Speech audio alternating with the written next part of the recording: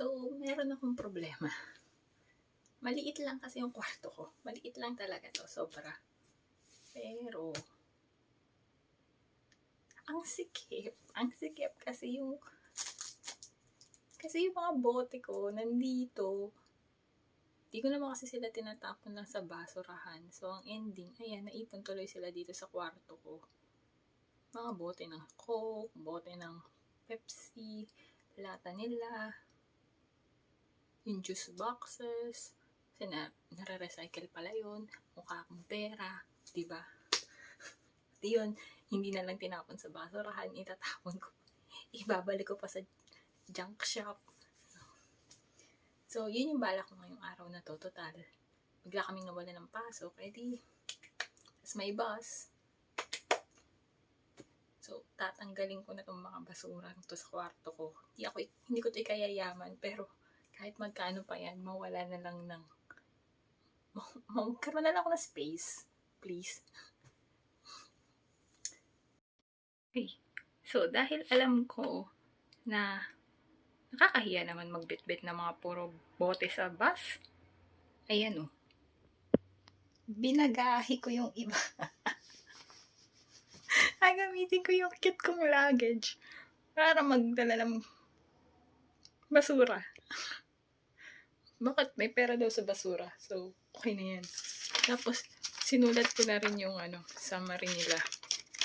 Suma total, 162 pieces ako dito. 33 pieces nito, puro juice boxes. 36 pieces, mga lata, cans, soft drinks cans, ganyan. Bottles, 93 pieces. So, total, 162 pieces. Sinamarize ko din siya ng, sige, pakita na lang, ng per ml. Hindi ko alam kung magkakaiba presyo nila per ml.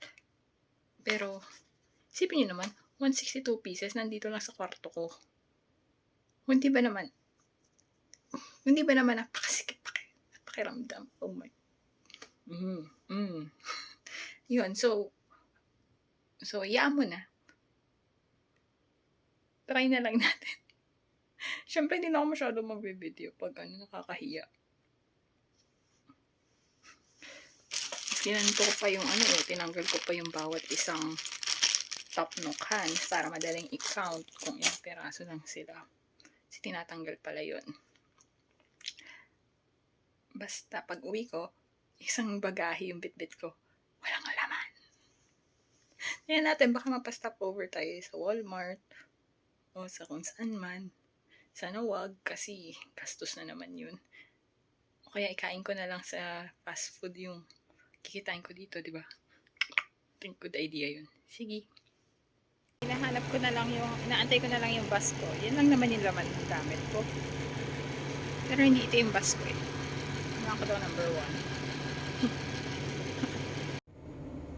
1. One of them little band, of course, for All-Star Friends.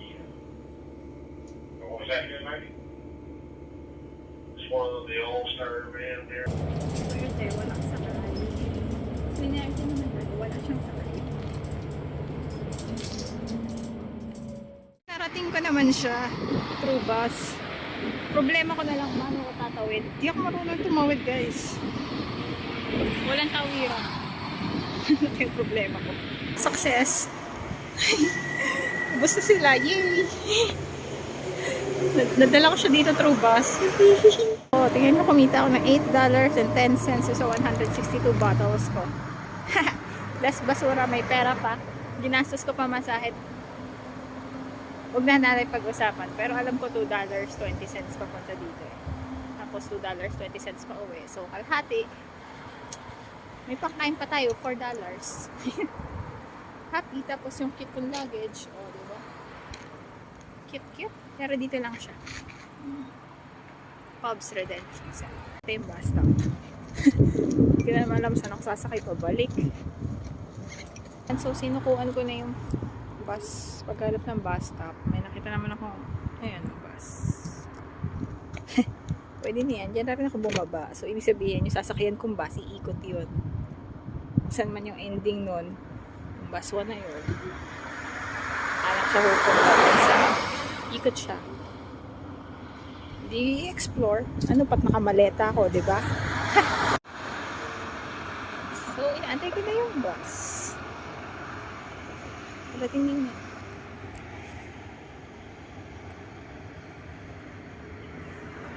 Ayan. Bye-bye.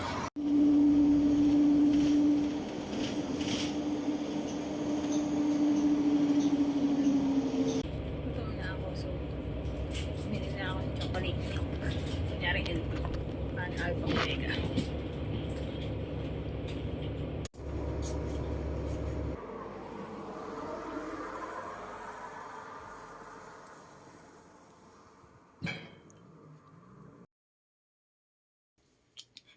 I'm back. Galing sa adventure ko na pagbebenta ng bote. Tatanggal ng basura sa kwarto ko. So, kumita po tayo ng $8.10. $8.10. So, ang sabi sa akin nung 10 cents ko. Yung maliit po yung 10 cents. $8.10 para dun sa 162 pieces ko na basura.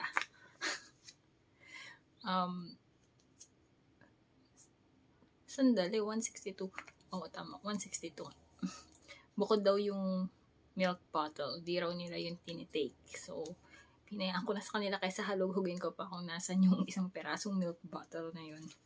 Di raw nila yung tinitake. Anyway, sabi sa akin nung sa bottle exchange, tawag nila Redemption Center or Bottle Exchange sa Pilipinas, junk shop. Ayun, so ang sabi sa akin sa junk shop daw or doon sa bottle exchange nga, pagka raw 500 ml or more yung liquor bottle, then 10 cents ang halaga nun.